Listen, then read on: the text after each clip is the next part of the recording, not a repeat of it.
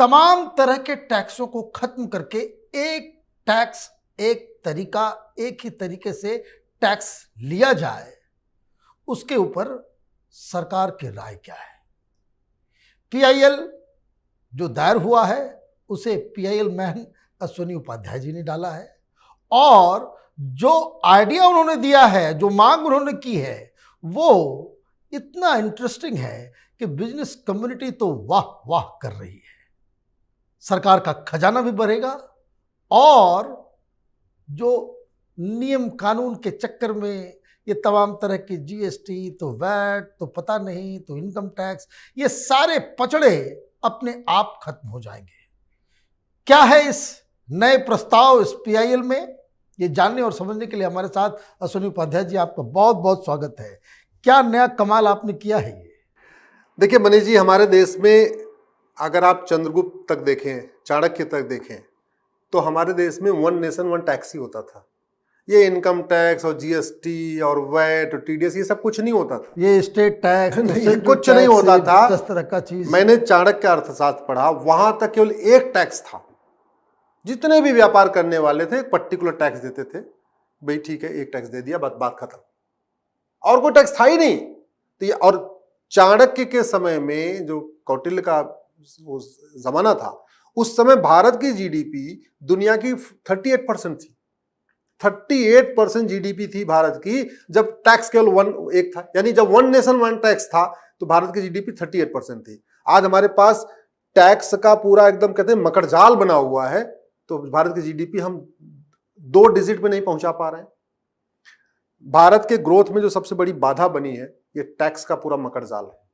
माननीय प्रधानमंत्री जी ने बहुत अच्छा एफर्ट किया और जीएसटी आ गया, तो लगभग 40 तरीके का टैक्स था, वो मिक्स होके जीएसटी में मर्ज हो गया। लेकिन आज भी अभी भी अलग अलग टैक्स चल रहे हैं। इनकम टैक्स चल रहा है, जीएसटी चल रहा है, वैट चल रहा है, टीडीएस चल रहा है। इस तरीके के टैक्स आज भी चल रहे हैं। कस्टम एक्साइज तो चलना चाहिए, ठीक है, अगर विदेश से कुछ लेन देन हो रहा है वो अलग है, वो अलग विषय है। लेकिन भारत के बाकी सारे टैक्सों को जो हमने अपनी पीआईएल फाइल किया है, जिसपे सरकार को नोटिस हुआ है, वित्त मंत्रालय को नोटिस हुआ है, गृह मंत्रालय को भी नोटिस हुआ है, कानून मंत्रालय को भी नोटिस हुआ है, हमने ये कहा कि आप ये इनकम टैक्स खत्म करिए, जीएसटी को खत्म करिए, वैट को खत्म करिए, टीडीएस खत्म करिए। अब खत्म करने का मतलब क्या हुआ? इनकम टैक्स खत्म मतलब इनकम टैक्स डिपार्टमेंट खत्म, जीएसटी खत्म मतलब जीएसटी का इतना लंबा चौड़ा जो पूरा इंफ्रास्ट्रक्चर है, अधिकारी, ये वो, चपरासी, क्लर्क, फला फला, वो खत्म। आपका टीडीएस खत्म, यानी बैंक का बहुत बड़ा काम खत्म। आपका वैट खत्म, तो जो पूरा वैट का कमिश्नर ये वो सब चल रहा है वो खत्म।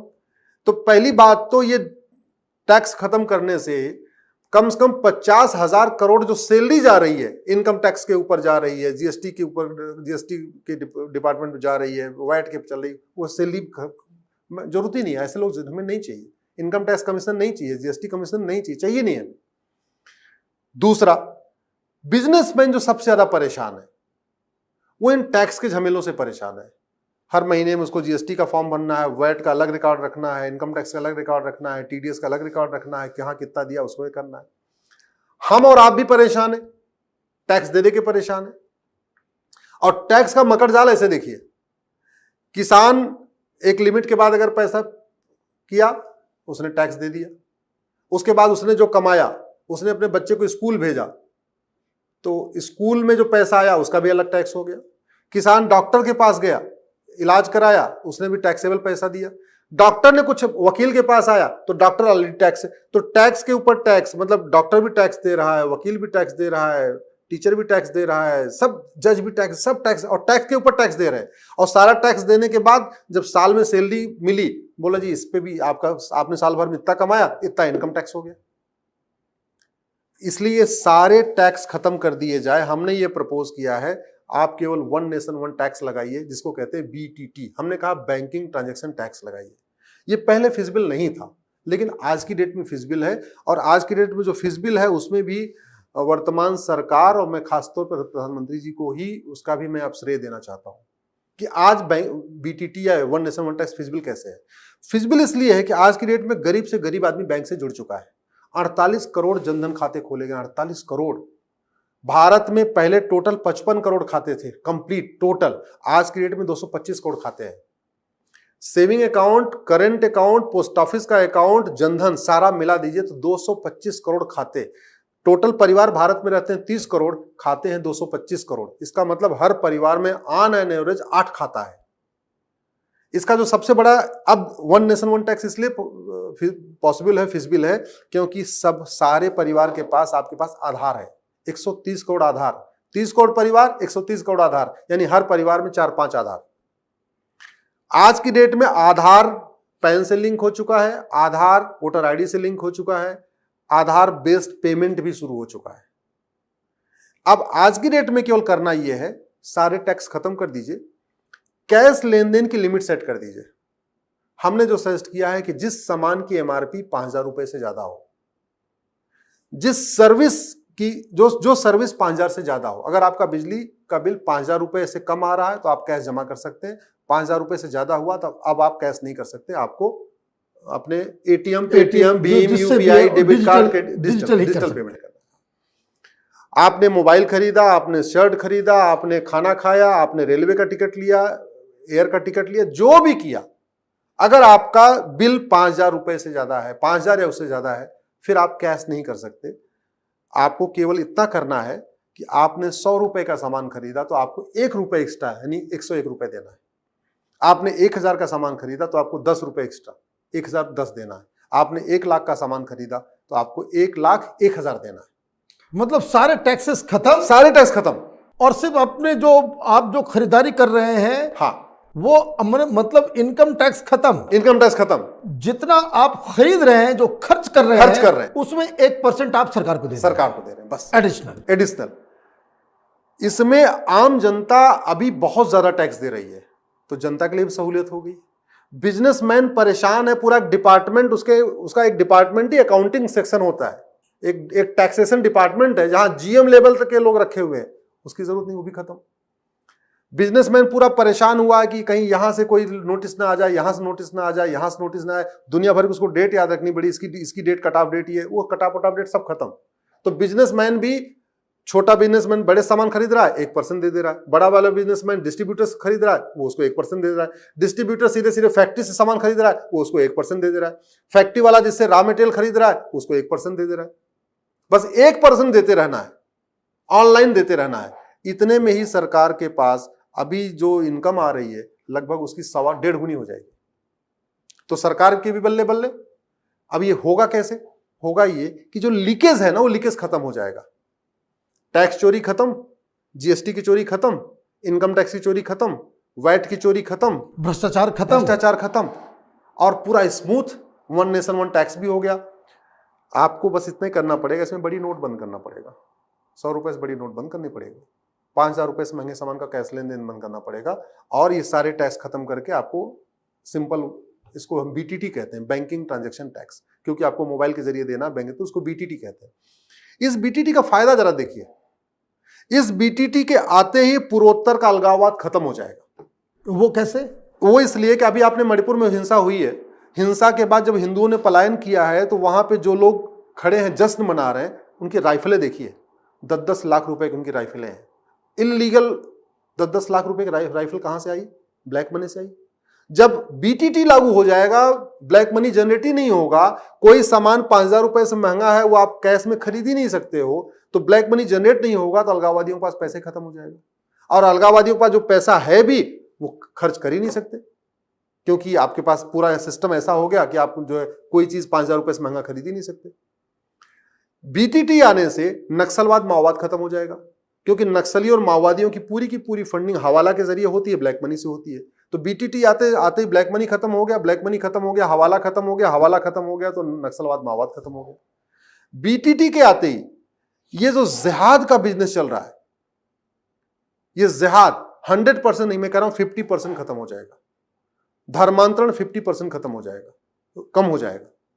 ये जो कन्वर्जन का रैकेट क्रिश्चियन मिशनरी चला रही है, इनकी फंडिंग कैसे आ रही है? इनकी फंडिंग विद इन कंट्री आ रही है, बाहर से भी आ रही है, लेकिन विद इन कंट्री भी आ रही है। विद इन कंट्री आ रही है और उस पूरा पैसा यूज कर रहे हैं। जैसे किसी को लालच देते हैं, तू कन्वर्ट हो जा, मैं तेरे को बाइक दे दूंगा। अब वो पैसा बाइक खरीदने, जब बाइक कैश में खरीद ही नहीं सकते तो बाइक देंगे कैसे? जब बाइक देंगे नहीं तो कन्वर्ट क्यों होगा? दूसरा एग्जांपल आपको देता हूं। ये जो आज की डेट में जो ग्रूमिंग गैंग चल रहा है भारत में, पंचर छाप लड़के जो जिंदगी में कभी उन्होंने 10 रुपए भी नहीं देखा है, उनको बढ़िया बाल वाल कटा के, उनको नहला धुला के उनको बाइक दे दी जाती है, उनको जीन्स दे दिया जाता है, स्मार्टफोन दे दिया जाता है, कहा जाता है तुम स्कूल कॉलेज के आसपास चक्कर लगाओ। ऐसे चल रहा है ना, खूब चल रहा है।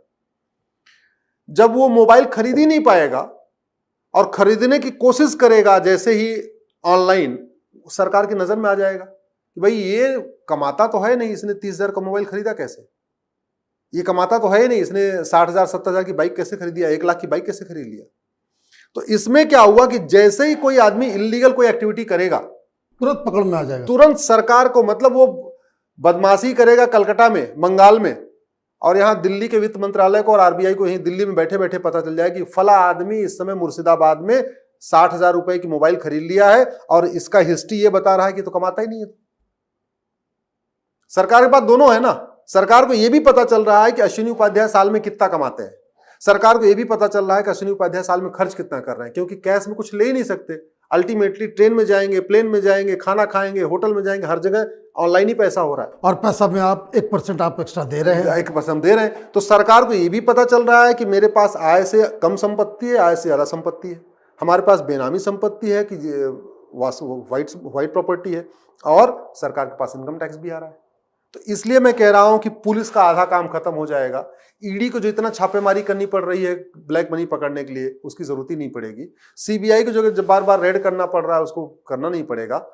ब्लैक मनी का पूरा खेल खत्म हो जाएगा, और ब्लैक मनी का खेल खत्म होने के बाद इस वन नेशन वन टैक्स का सबसे बड़ा फायदा आपको मैं बता रहा हूं।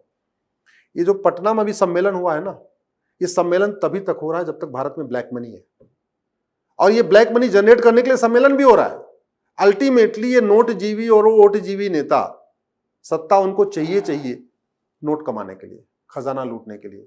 तो जब ये भी खर्च नहीं कर पाएंगे तो वो पैसा कमा के करेंगे क्या। मैं ये सूत्र ऐसा आपको बता रहा हूं, भारत में वन नेशन वन टैक्स लागू हो जाए, बीटीटी लागू हो जाए, तो भारत में केवल एक पॉलिटिकल पार्टी बचेगी, बस एक, वो है बीजेपी। दूसरी सर्वाइव ही नहीं कर पाएगी।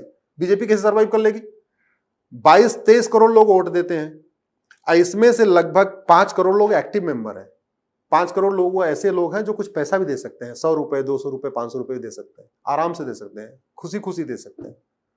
तो बीजेपी तो सर्वाइव कर लेगी, लेकिन बाकी जितनी पॉलिटिकल पार्टियां जो ब्लैक मनी के ऊपर टिकी हुई है, चाहे कांग्रेस हो, आरजेडी हो, सपा हो, बसपा हो, टीएमसी हो, डीएमके हो, जितनी पॉलिटिकल पार्टियां हैं जो केवल और केवल ब्लैक मनी के ऊपर टिकी हुई हैं, जिनका फंडा है, जो उनको चंदा भी आ रहा है वो 80% 90% कैश में दिखाते हैं। ये पॉलिटिकल पार्टियां जब अपना इलेक्शन कमीशन में अपना रिटर्न फाइल करती हैं, कहती हैं जी हमको तो पता ही नहीं किसने पैसा दिया, क्योंकि हमारा तो 80% कैश में आ गया। भैया जब कैश की लिमिट ही सेट हो जाएगी तो कैश आएगा ही नहीं, और कैश आएगा भी तो जब खर्च करेंगे तो पकड़े जाएंगे। टेंट लगवाएंगे तो टेंट वाले को कैश में देना पड़ेगा, ऑनलाइन करना पड़ेगा। बैंड बाजा लगवाएंगे तो वो भी करना पड़ेगा। जितनी गाड़ियों को वहां पे खर्चा आएगा वो ऑनलाइन करना पड़ेगा। जब सारा करना पड़ेगा तो कौन कितना खर्च कर रहा है भी पकड़। तो पॉलिटिकल करप्शन खत्म होगा, एडमिनिस्ट्रेटिव करप्शन खत्म होगा, लोग घूस लेना छोड़ देंगे। क्योंकि घूस लेके करेंगे क्या, आप जरा सोचिए। जो इंजीनियर घूस लेता है, या जो अधिकारी या तहसीलदार घूस लेता है, थानेदार घूस लेता है, कलेक्टर घूस लेता है, जज घूस लेते हैं। आज के डेट में जज जुडिशियल में बहुत भ्रष्टाचार है। वो घूस लेके करते क्या है? लग्जरी आइटम खरीदते हैं, मोबाइल खरीदते हैं, लग्जरी कार खरीदते हैं, विदेश घूमते हैं, सब आ जाएगा। वो जब कोई काम कर ही नहीं सकते कैश में, और फिर कैश देगा कौन? कैश निकालेगा बैंक से तो भी तो पकड़ा जाएगा, कहां निकाल लिया इतना पैसा। और कैश दे भी दिया तो जिसको दिया थानेदार तहसीलदार को खर्च कहां करेगा? तो ये क्या लग रहा है कि इसकी सुनवाई कब फिर से रिज्यूम करेगी सरकार? अगस्त में इसकी 3 अगस्त या 4 अगस्त को इसकी फिर से सुनवाई है, तब तक सरकार को नोटिस करना है। लेकिन ये ऐसा विषय है कि इस पे थोड़ा सा मुझे लगता है कि मुझे बहुत ज्यादा मेहनत करनी पड़ेगी। लेकिन इंफ्रास्ट्रक्चर पूरा रेडी है, सरकार की मुझे लगता मंशा भी है। माननीय प्रधानमंत्री जी तो लगातार डिजिटल इंडिया की तरफ आगे बढ़ ही रहे हैं। आज की डेट में घर घर डिजिटल इंफ्रास्ट्रक्चर पहुंच चुका है, लोग कनेक्ट हो चुके हैं। अब तो 5G भी लॉन्च होने वाला है, लॉन्च भी हो गया बहुत सारे शहरों में। अब ये फिजिबल है, प्रैक्टिकल है, देश की दिशा और दशा बदल जाएगी। अवैध काम करने वाले भारत छोड़ के भाग जाएंगे, मैं आपको गारंटी के साथ कहता हूं। आपका बहुत बहुत धन्यवाद। आप इसी तरीके से देश के लिए जो है लड़ते रहिए। बहुत सारे लोग बहुत सारी अपेक्षा के साथ आपके इन कामों को जो है वो उसका अवलोकन करते रहते हैं। बहुत बहुत धन्यवाद।